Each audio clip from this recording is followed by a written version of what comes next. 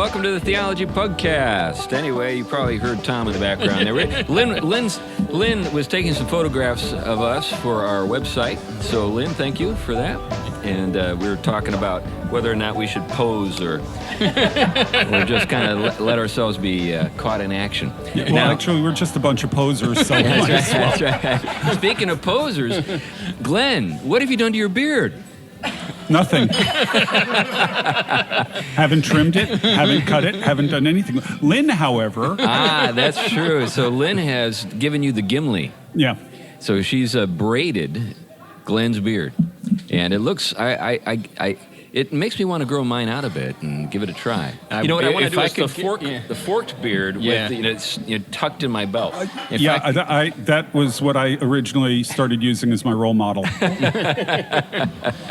Right. Yeah, if I could grow it out, I definitely would do that. It's a good look, and for all those people who will see a photograph of this, it's something worth doing with your beard to kind of break up the mundane and show a little resistance to normal beard hood. That's right, normal beard hood. Like I've got the normal beard hood, you got the normal beard hood, but we got the truly admirable beard hood in Glen Sunshine. Anyway, I'm C.R. Wiley. I'm a pastor and soon to be resident of Washington State.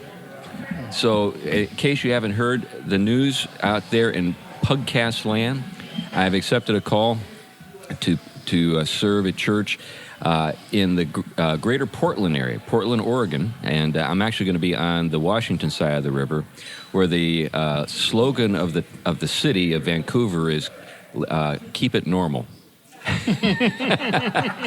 Keep it normal as contrast to keep it weird or whatever they've got in Portland. Yeah, and when I was at the University of Wisconsin in Madison, their unofficial motto was an alternative to reality. Well, that's what many people associate with Portland, is an alternative to reality. But anyway, I'm a writer, and I've taught philosophy, and I've got a book coming out. And in fact, by the time this show is available and posts, the book may actually be available. Wow. Our friends at Canon Press are known for their speed, at getting things done. So we've written for other publishing houses, and those places can just take forever, but not Canon. Yeah, to put this in perspective, I've sort of assumed on the basis of the other books that I've done that when you submit it to a publisher, it will come out in 1 year. Yeah. In Canon, I submitted Slaying Leviathan in the second week of September, and it was out on Election Day. Yeah, that's so 6 weeks approximately then. Yeah. So don't let them know that you have more edits to do, because they will publish it right away. Well, they do have proofreaders and copy editors and all that kind of stuff, so you're not on your own. But anyway, so enough about me. And Tom, tell us about yourself. Tom Price, systematic theologian, Christian ethicist. I teach both at a variety of places. Teach philosophy too, and other things. Writing. I got some works underway, and just threw off a small article for the little magazine that the Cross Politic has put out too. Nice. So get a little taste of that. Yeah. I think Glenn did something for that too, so I'll pass it to Glenn. Right. And I'm Glenn Sunshine. I'm a professor of European history at Central Connecticut State University and a senior fellow at the Colson Center for Christian Worldview. I've also got a ministry called Every Square Inch Ministries and work with a bunch of other people too. And you are a resident of the Iron Hills in the western part of Middle Earth, and well, the western side of the Connecticut River, anyway. That's right. Yeah, that's right. Anyway, well, it's your day, Glenn, and this will be news to me. What are we talking about? By the way, folks might think that we do a lot of prep. We don't. We just kind of each say what we're talking about, and then we just kind of roll with it. And we're all good. We're all good. Thanks. So today I want to talk about barometers. Okay. And worldview. Barometers and worldview. And epistemology. Oh, wow. Okay. And probably a few other things, knowing you guys. But, so I actually, before we get to the barometer, I want to start a little bit further back. First of all, I just dropped the word epistemology. That's the branch of philosophy that deals with knowledge and truth. How do we know things, all that sort of thing. Now, when you go through the Middle Ages, their concept of knowledge, their definition of knowledge, really was that it was something that was certain. Okay. It didn't. If it wasn't certain, it didn't really qualify exactly as knowledge. And so that's sort of the first thing. They believe that knowledge is that true truth, if you will, to use Schaeffer's phrase, or truth with a capital T, is accessible to the human mind. They believe that further that it is necessary, that you really need to have truth in society, because any society that's not built on truth is built on a lie, and if it's built on a lie, it's going to collapse. We see that happening right now. And it's worth noting that their conception of truth and reality is such that it's something more that we participate in rather than something that we construct. Right. Absolute truth or objective truth exists, and it exists outside of us. That's It's not something that we make up. Now, the corollary to this ends up being that the best guide to the truth is the past. Oh, right. Because if you go to past civilizations that were successful, let's say Rome or Greece or something like that, they had to have been built on a solid foundation of truth. They might not have known truth perfectly, but they did have a substantial understanding of truth. Therefore, you go to the past to find truth. Well, and you see this course in political thought in Greece, in Aristotle's Politics, in the Republic, Plato. They cared about history because they believed that you could actually learn things. Right. And you see it even in the early church and the patristics all the way through the Middle Ages, in the sense that they didn't look for what was new, per se. Anything new had to grow out of what you had for certain, and they were always looking at past sources as authoritative. Right. And you see that all through the Middle Ages and even in the Renaissance. The whole point of the Renaissance, in many ways, is to recover the truth that was known in the past. Right. Now, for a bunch of reasons that I'm not going to get into, having to do with Renaissance magic theory and a bunch of other things, as you're moving into the 17th century, a lot of this stuff begins to be questioned. And a lot of this really is going to end up tying into the rise of the scientific revolution and so on. There are a bunch of different crises that occur intellectually during this period. But, let's just go to one of them. It would be the recovery of the thought of an ancient Greek sort of philosopher by the name of Pyrrho. Okay. Pyrrho was a radical skeptic. He didn't start out that way, but after going to India with Alexander the Great and encountering what one Indian philosopher I know refers to as the naked mystics there, they convinced him that, the Greeks believed that knowledge was at the foundation of reality. The Indian mystics believed that ignorance was. And Pyrrho thought this was ridiculous, but when he got into debates with them, he discovered that they pretty quickly destroyed him in the debates. So he came back as a thoroughgoing skeptic, and his skepticism was rediscovered during the Renaissance. Ironically enough, the guy who printed it was a guy named Robert Estienne, who was also one of Calvin's publishers.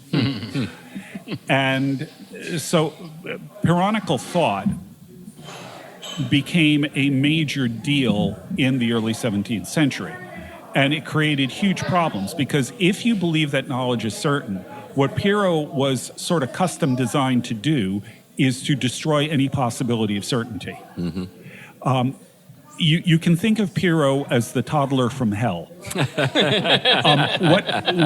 What he would do is Chucky. Well, you would make a statement, and he would basically do what the toddler does. Why? Why? And sooner or later, you would, and usually sooner, you would get to a point where you were making your assertion on the basis of something that was assumed, not proven. Right. And what that meant is it wasn't really certain, because what if your assumption is wrong? Right. So it's like I said, it's designed to destroy certainty. And this ends up being a major problem in a society that believes that knowledge has to be certain. And actually, if you really want to understand Descartes, you have to understand him in terms of a response to Pyrrho. Right. His whole thing, I think, therefore I am, wasn't really about autonomy. What it was about was, can I find a starting point that is undoubtable that I can then use to build a system of knowledge? And even that solution wasn't entirely original. Right. Augustine had a very similar sort of thing. Yeah. Yeah. Yeah. Augustine's response to the skeptics was really very much along those lines. And also, I think the weakening of the conception of deity as necessarily good that was floating around after you saw a lot of the shifts in doctrine of God to, basically could God be a deceiver? I mean, that's what we're talking about. It's the questioning, the skepticism about the goodness of reality was at the heart of a lot of that. Right. Yeah.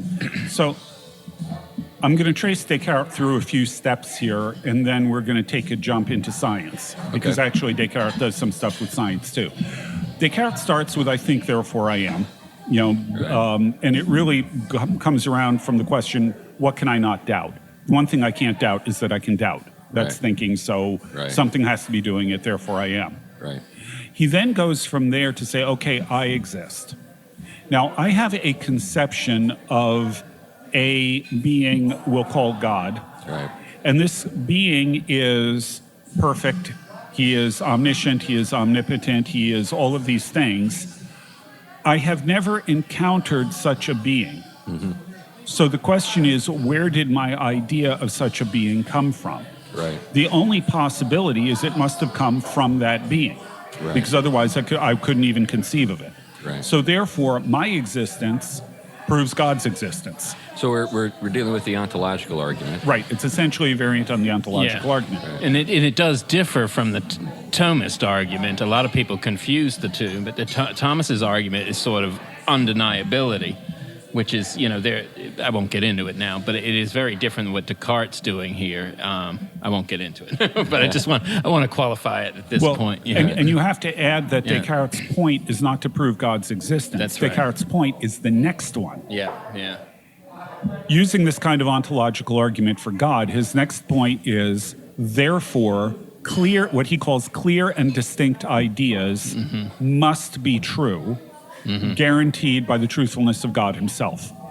Okay. And God is underwriting the truthfulness, in a sense, of the human being to be the rational ground for its own reality. Right. And strangely, with Descartes is, which I won't get into at this moment, but there's an actually redefinition of reason as will. I'll get into that a little bit I'd later. like to hear that. Yeah. Well, now, once he has clear and distinct ideas, it's off to the races.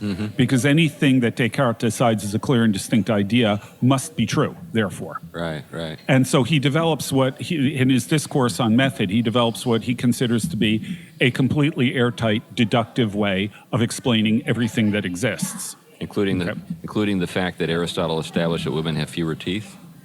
Well, yeah, I don't think he went there. Okay. Well, he was reacting to Aristotle in some way. Okay. So now what's worth noting here is that he is maintaining the old definition of knowledge as certainty, but he is getting rid of the idea that knowledge is found in the past. It isn't necessarily found in the past. It's found in clear and distinct ideas and deductive logic in the present on Descartes' own premises. And it isn't participatory so much as it is actually something going on in the subject. Yeah, that's the key. And the shift to the human subject, and that's where we'll get into the issue of will. It's also very much almost a Platonic system. It's all built around the mind. Yeah.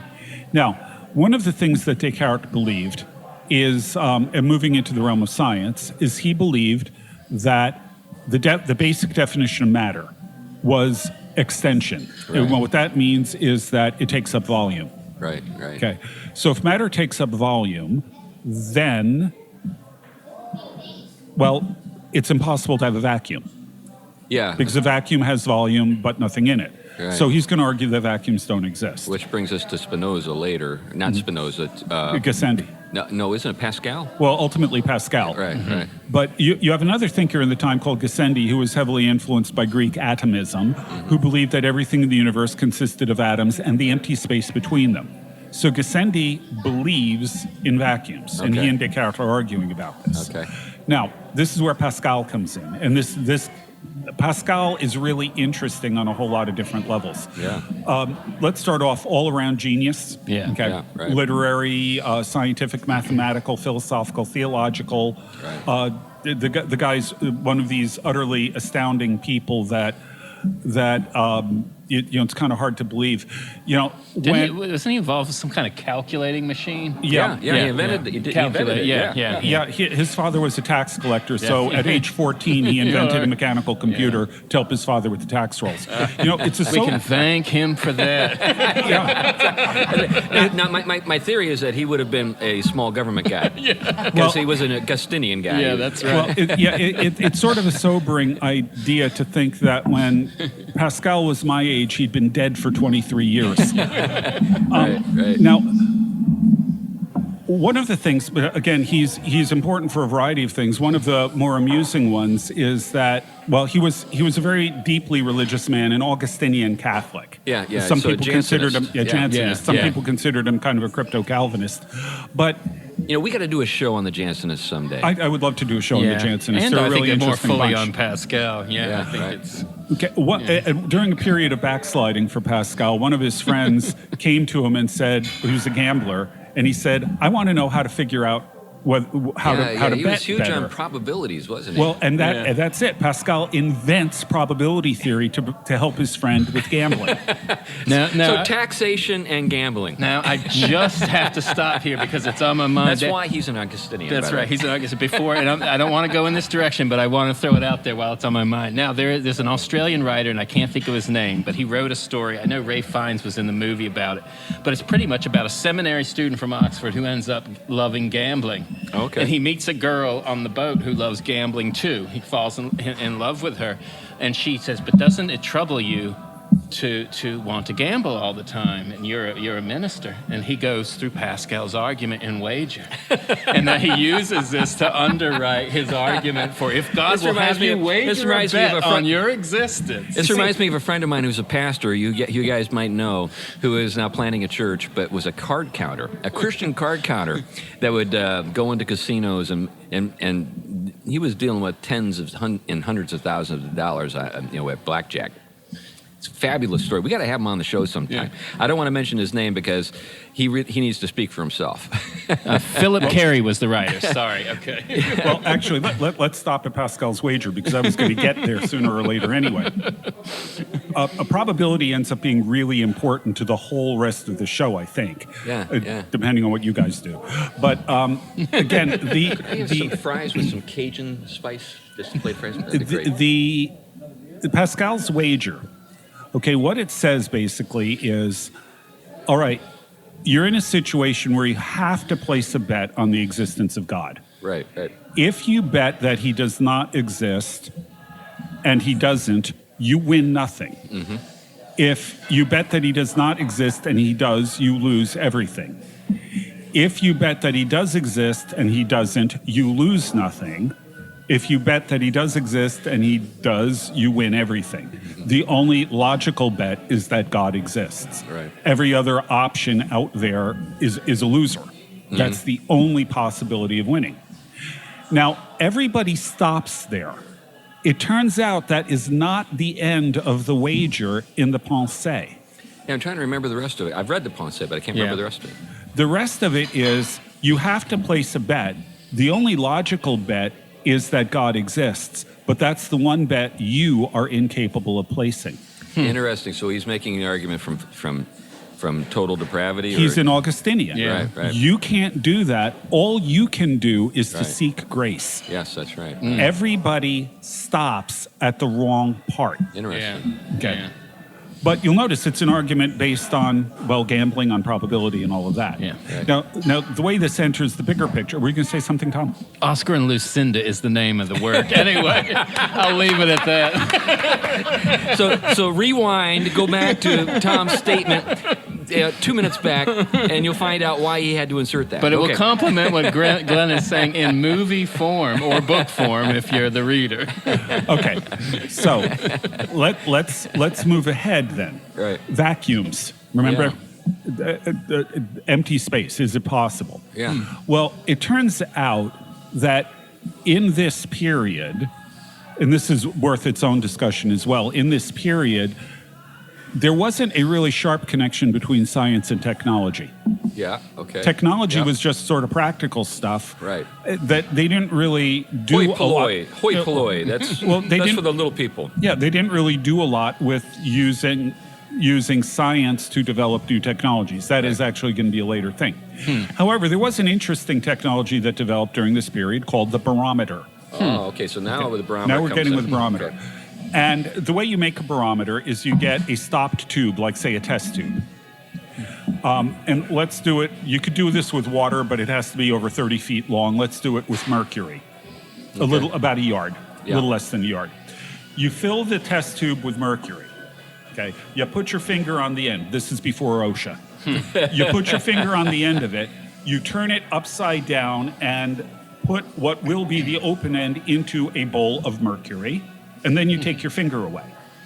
And what ends up happening is the mercury drops out of the test tube for a certain distance into the bowl, and there's empty space left on top. Interesting, yeah. And the question is, what is that empty space?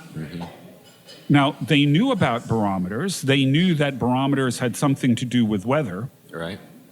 But they didn't really know for sure what that empty space up top was. Gassendi says it's a vacuum.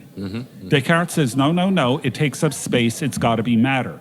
So what has to be happening is that as the mercury drops, mercury vapor or perhaps tiny particles of glass fill up that space.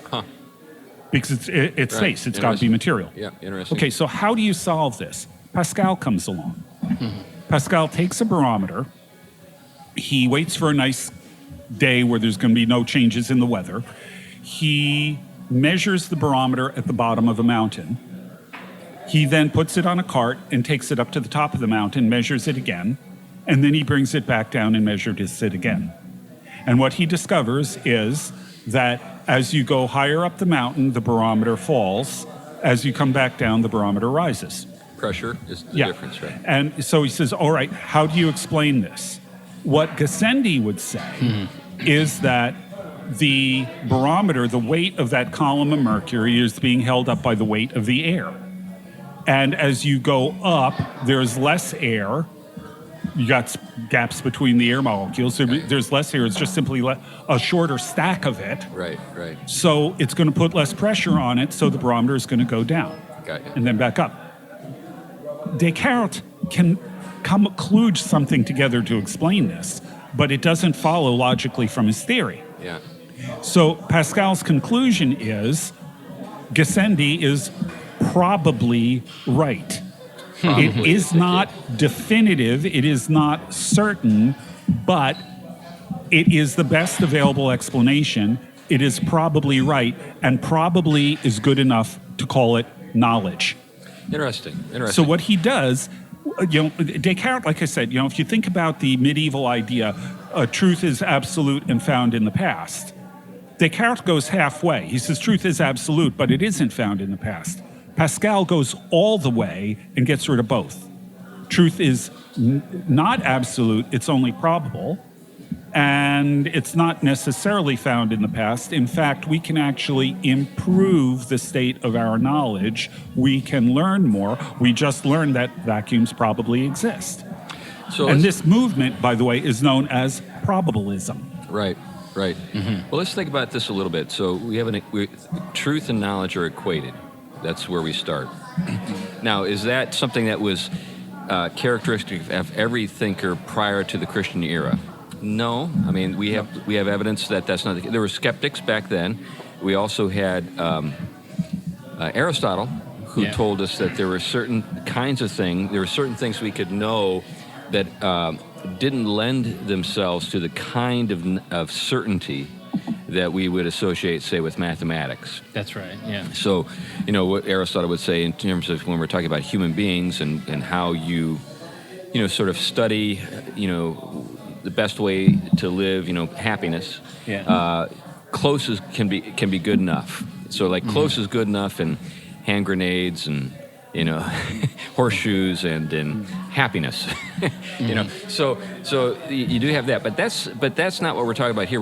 We're talking about physical phenomena. And and I've just got to pause here. There's a joke that was told to me by a physicist. He said a physicist, a mathematician, and an engineer were at a homecoming game. And the homecoming queen was on the other side of the field, and they were at the opposite goal line. And they said to him, okay, you can go each step of the way, you can go halfway to her, and whoever reaches her can take her out. I know where this is going. The mathematician says it's impossible. Right. The physicist does this 3 or 4 times and realizes he can't get there. He quits. The engineer keeps going, eventually grabs her, kisses her, and takes her out. Which is so unusual for an engineer. Right. Well, and when they asked him how he did it, it was impossible. He said, well, there's a such thing as good enough for practical purposes. That's right. Well, this is maybe where the engineer has his feet on the ground. Zeno, of course, back in ancient Greece. Hey, thanks a lot. Great. Thank you, Ethan. I'll have one a little later. We're going to do a second show, so... Yep. I want to be able to speak clearly by the time we finish the second show. Yeah. Sounds like he's already had a. Yes. So are you going to get another hooker? She is on by tap. the way, Thomas Hooker was a Puritan divine who founded the city of Hartford. Okay. It all comes back around. Yeah. So as the show degenerates, the issue, this issue of probabilism has got huge implications. But before we look at where this heads. Were you going to say more about the Greek philosophers, or? No. I did want to think about a little bit in terms of this idea that Pascal covers himself in the sense this is probably the case. It may turn out that vacuums don't exist after all. The current state of things, when we think about dark matter and so forth, there's a lot of speculation concerning whether or not there is any such thing as a vacuum. Now, we can talk about an absence of air. But do we live in a universe where there actually is space? This is something that I've heard, and I'm not a physicist. So if a physicist is listening to the show and wants to correct me, please do.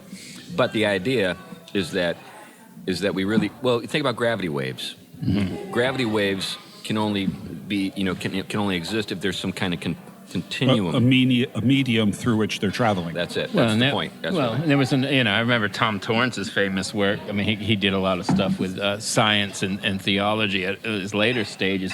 One of the things he was interested in showing is just how radical the incarnation changed the conception from a container view of space, which was very classical, to a whole different way of conceiving it, which his argument was led the grounds to an actual proper understanding of science in its healthy sense, as we would understand it today.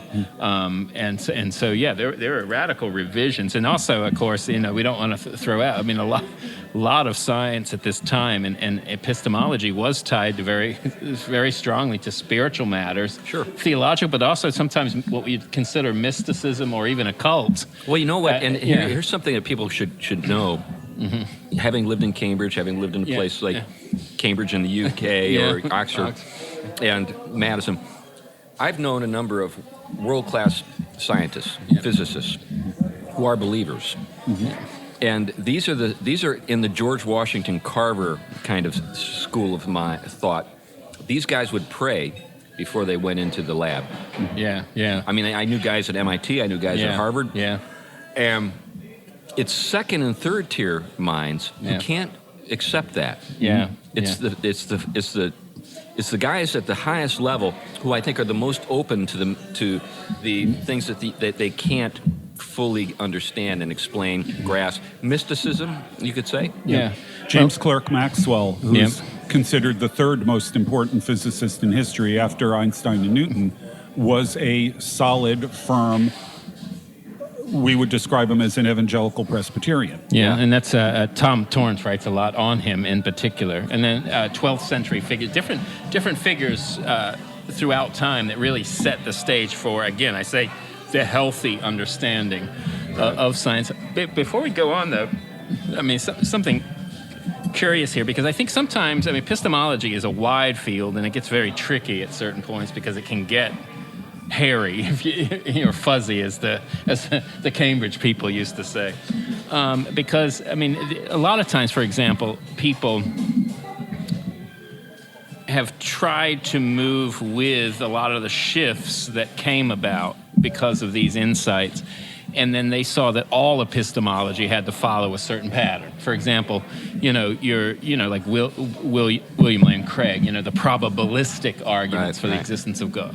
And I still think I'm a classical theologian and someone who really appreciates the classical tradition of apologetics. And I really think that there are plenty of arguments that are not just mere probabilistic. Sorry, that's not my peer speaking. Right. But actually are grounded in reality and can be logically inferred from sound argument. But on the other hand, when you get to the kind of wide range particularities of the material creation in particular, and then some arguments that kind of try to lift out of that, I think the probabilistic arguments are very valuable.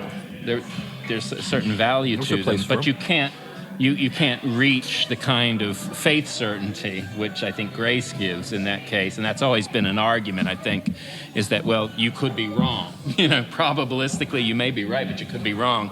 There's a gap, and is it a blind leap, as the certain type of Kierkegaardian would argue, or is there something to faith that you're stepping into? Well, this by the way is maybe a subject for a show sometime. Yeah. Many of our listeners probably think about approaches to apologetics as falling into one of two categories. Yeah. Either a presuppositionalist approach, Van Tilly and that kind of thing. That's right. Or something along the lines of William Lane Craig. That's right. Probabilistic, which is not the classical approach. That's right. But oftentimes those two parties are fighting against each other, in a sort of modernist sort of framework, and don't have any real sense of what was going on in the early church. Yeah, and it's interesting because, one of the things you get when you study the history of the kind of arguments for the existence of God is you get a different sense than the way we typically present them today as sort of inductive cases for a worldview kind of stuff. One of the things, Aquinas at the beginning of the Summa and even the Summa Theologia and Contra Gentiles, one of the things he's arguing is, the first thing he is saying, he quotes scripture text, is because we all know there is a God. His point may be put another way. We all know we owe our existence and being to something, some source that has the capacity to provide for everything else. So his arguments for the existence of God then are cutting down the chain rationally of what would have to be the case in order for it to be the source of everything. Right. It's not a question, can I argue that somehow the question of God is at stake? No, the question is, what is God like? Not the question about, is there a God? If there is anything at all, there has to be a God. Well, there is something, so therefore there has to be a God. That's his argument. So what he's doing in those early steps is he's actually shaving down what must be characteristic rationally of the source of all things if we're going to account for it to be the source of everything. We know there's a source. What must rationally be true of it if it is the source? That's what he's looking at. Yeah, and you see that in ancient Greek philosophy, and it passes into the Christian tradition as well. That's right, yeah. So, back to Pascal now. Please. He's a fascinating guy. What I think Pascal inadvertently, in doing this, set the agenda for the entire modernist program. By solving the problem of Pyrrho. Oh, by the way, back to Pyrrho. Pyrrho was designed to destroy certainty. Pascal says basically to Pyrrho, or he would if Pyrrho were still alive, he says to him basically, you got me there. I can't prove this certainly. Who cares? Yeah. This is most likely to be true, and if we find out later it's wrong, we'll adjust. Right. He basically short-circuits the entire Pyrrhonical argument, which is why Pyrrho is largely forgotten today. Yeah. The kinds of issue that he was there, the kinds of belief, the kinds of thought the epistemology that he was designed to destroy just simply is no longer accepted. We go with probability. This is just sort of the way we work. But this has got implications that go way beyond just sort of the philosophical. Again, the idea here, the implication of this is that, you know, people in the past may have had a good handle on truth, and that's fine, we can demonstrate that. But in all likelihood, we are going to be constantly improving on our knowledge, because since it's only probable, we can always find ways of proving it with a higher degree of probability, or improving on it, or expanding it, or building on it, or whatever. To put it differently, probabilism creates the possibility of an ideology of progress. Right. Now, I think the occurrence of the debates surrounding vacuums and this is not a coincidence. In other words, there's a kind of logical connection. Within voids, we can talk about probabilities. When we fully understand, say, a continuum, something that's... Now, the question is can you fully understand it? That's the question. So it's a question of what you know, not what... But, and to be fair, the medievals recognized that. They recognized that we were finite beings with finite minds, and we were never going to have an infinite degree of knowledge. That doesn't mean we can't have objectively true knowledge, though. Right. About a limited number of things. But you also see a shift here, and I don't know how to put my my finger on it. I got a kind of antenna for it, but it's asking a different question. I mean, the classical figures understood fully well the question of being was at the heart of what they were up to. With Pascal and Descartes and everyone else, it's not the question of being, it's a question of knowing. You have already made the shift, which I think marks modernity, the shift from ontology to epistemology. Well, you think about the creeds, and think about the Westminster Confession of Faith. Where do they start? The creeds start with God. Westminster Confession of Faith starts with the Bible. The Bible. The epistemology. Right. And I think that was, I mean, you saw the birth pangs of it with the Reformation, but I really think it spills over into I mean, it's part of a shared milieu with the Renaissance and what else is going on.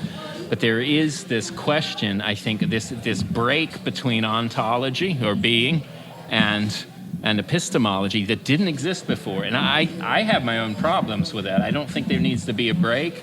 That tells me how dated I am. Well, you know, I'll do you one better here. Classically, metaphysics was considered really the starting point for all philosophy.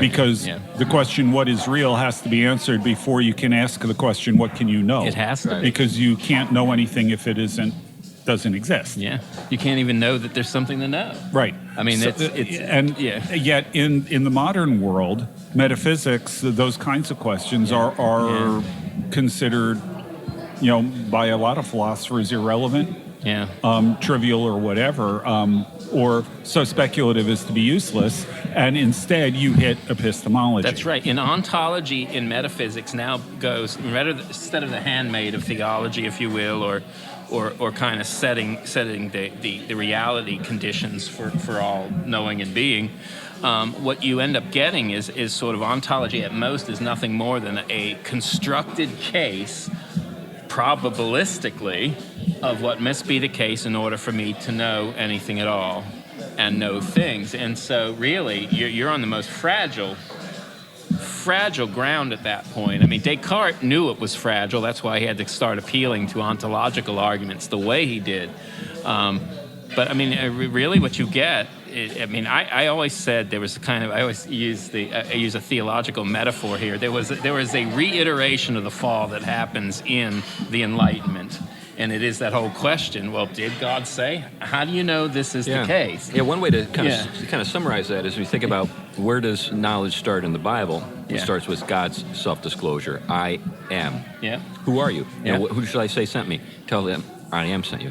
And then Descartes, I think, therefore I am. So the shifting from the maker to the creature is the problem. And now the ground of knowledge is shaky because we're finite. We pass away. And then the question becomes, well, how do we get outside of our heads? How do we go? See, now, This is something I more or less skipped over. There are at least 4 different elements that are in place in the 16th century that set all of this up.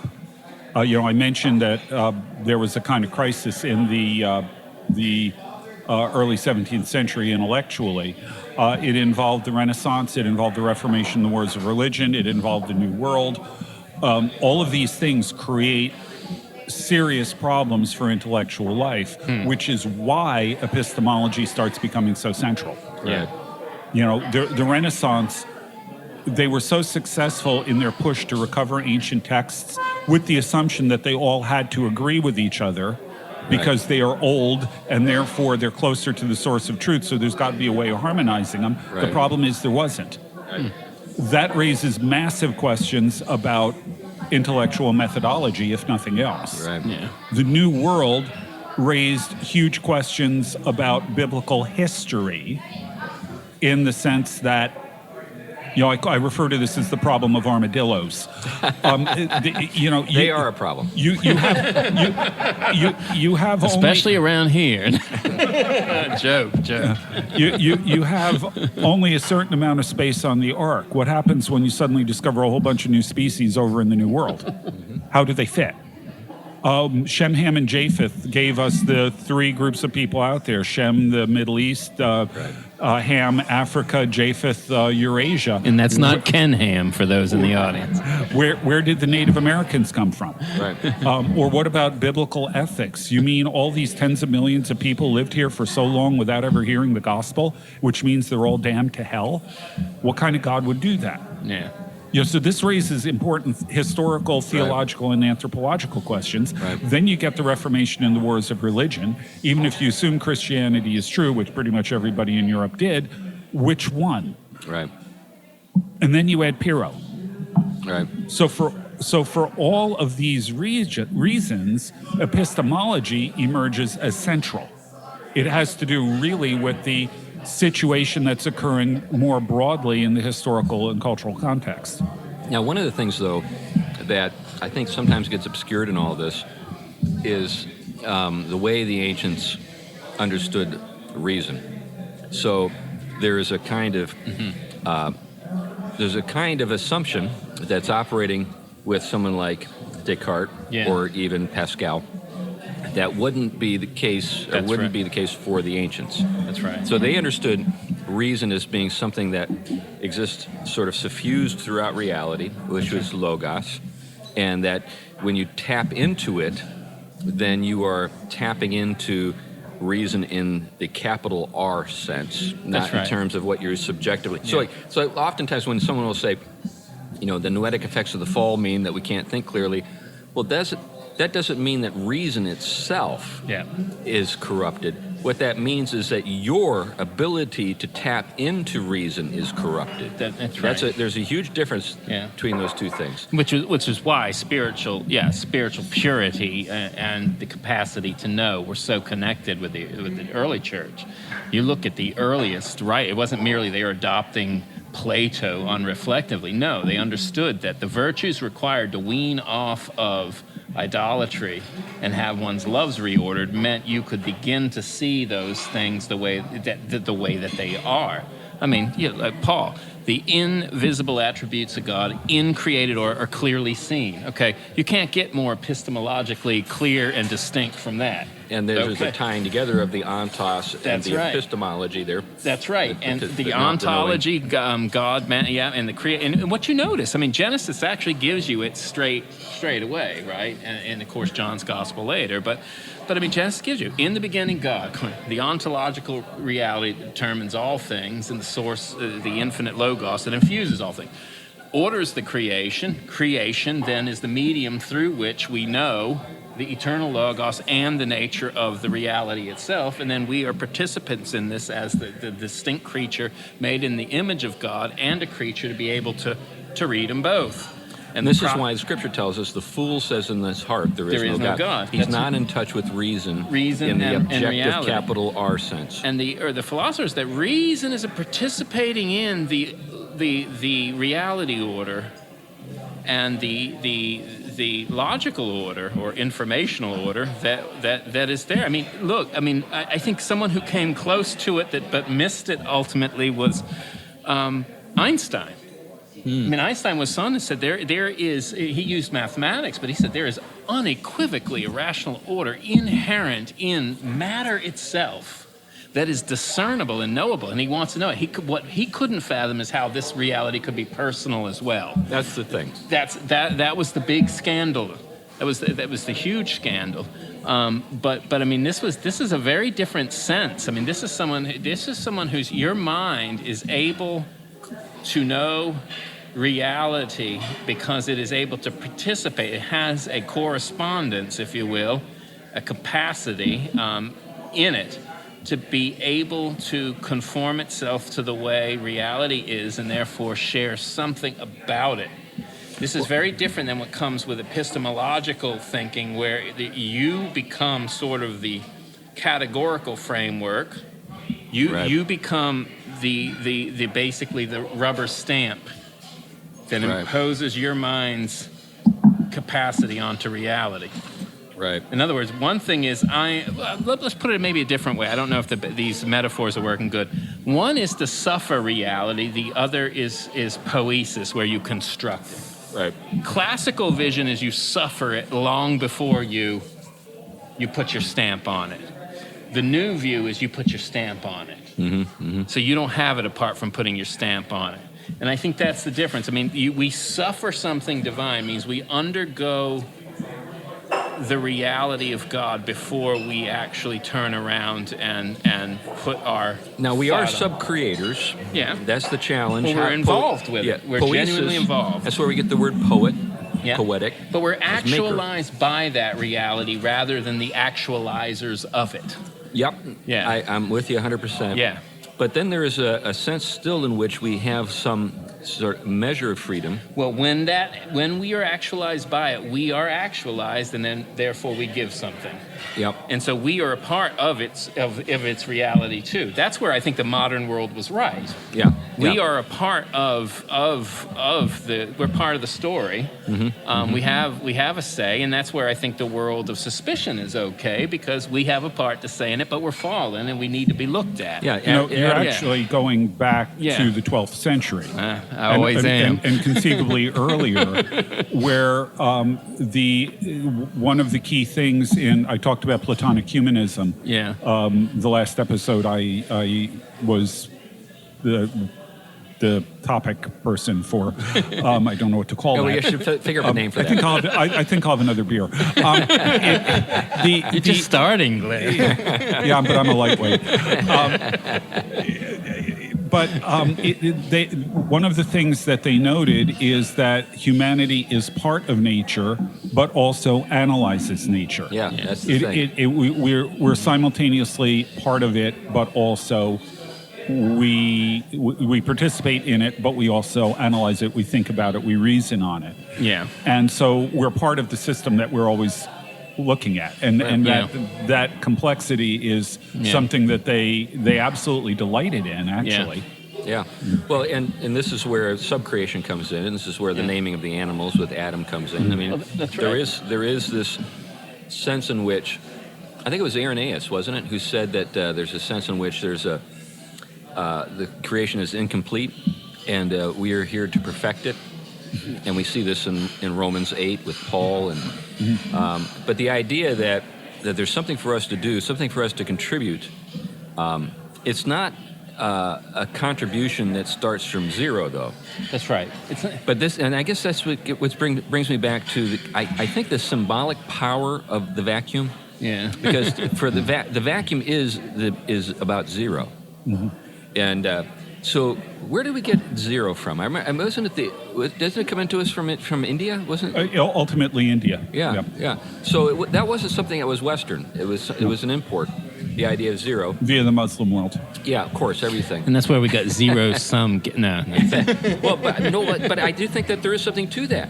I do think there is something to that. I do think that there are a range of associations and connections that we're just beginning to kind of get a sense of. Yeah. You know, we could pat ourselves on the back for making, certain discoveries that make our lives today, more comfortable, more fruitful, whatever. Just this morning I was thanking God for eyeglasses. I mentioned Spinoza a little while ago. I need to get a new a pair. guy who was a lens grinder. This is a marvelous invention. It is. If we didn't have that, where would we be? Where would I be? Yeah. And do you know why they developed eyeglasses originally?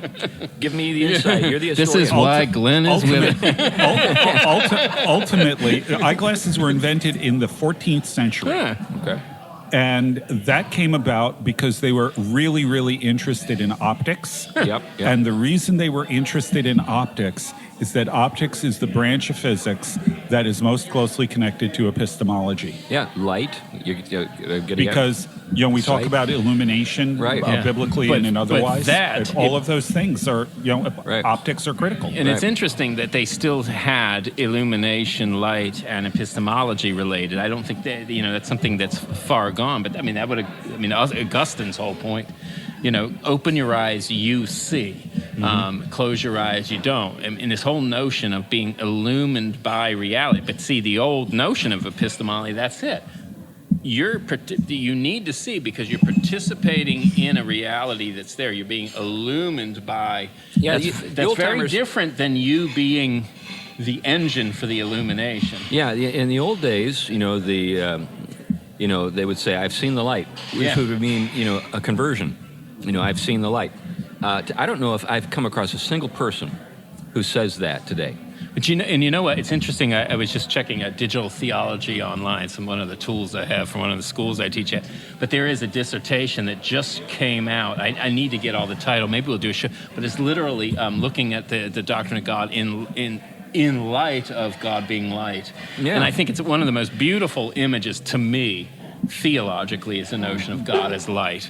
In him, and there is no darkness at all. I think that imagery connected to, of course, the whole philosophical and theological tradition. Edwards was huge on it. Now, one of the things I've wondered about is the fact that the speed limit of the universe appears to be the speed of light. In other words, it's the standard by which we can be said to communicate, to move, and so forth. I remember one time I thought that we had gotten around this with spooky movement at a distance or spooky connections at a distance. You know what I'm talking about, quantum physics and that kind of stuff. Yeah. And then I was corrected. I said, well, doesn't this mean that we can communicate in a way that's faster than light? In my sort of crude, non-scientific sort of inferring of the, what this meant. And then a physicist told me, no.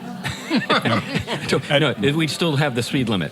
Back at Michigan State, there was a bumper sticker that said 186,000 miles per second. It's not just a good idea, it's the law. That's right. But that's my point. When we talk about the theory of relativity, we could be describing the truth of an absolute standard. Mm-hmm. Everything is relative to light and its speed. Mm-hmm. And then we don't really know what light is. It appears to be a wave. It appears to be a particle. What are we talking about? Is it both? Is it one thing? Is it the other?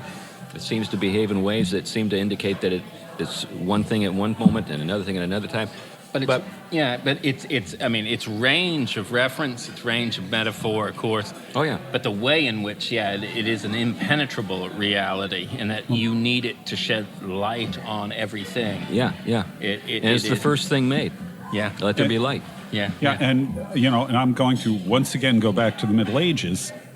The entire point, in a lot of ways, of Gothic cathedrals was to figure out a technology that would channel the weight of the roof away from the walls so that they were not structural. And the reason you wanted the walls to not be structural is so that you could open them up to windows, stained glass, and light. Right.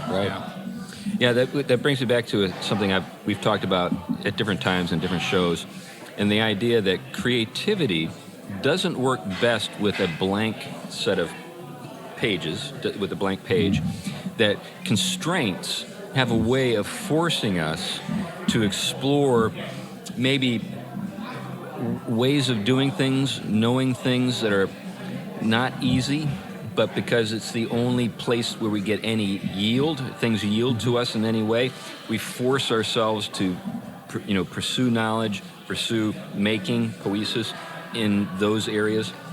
So the question is, how do we create this vaulted structure that allows us to do things with light or see light in ways that help us know God?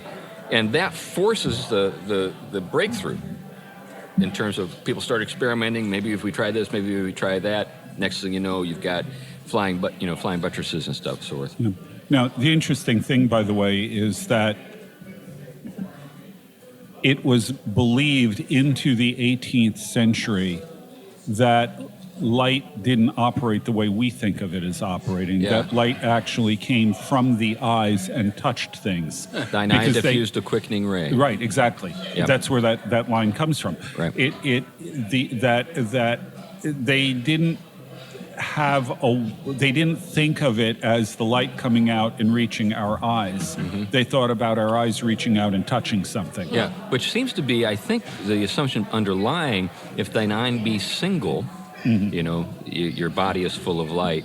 But if it's not, then right. Your body is full of darkness. Mm. I think that plays into that. That probably does, yeah. Yeah.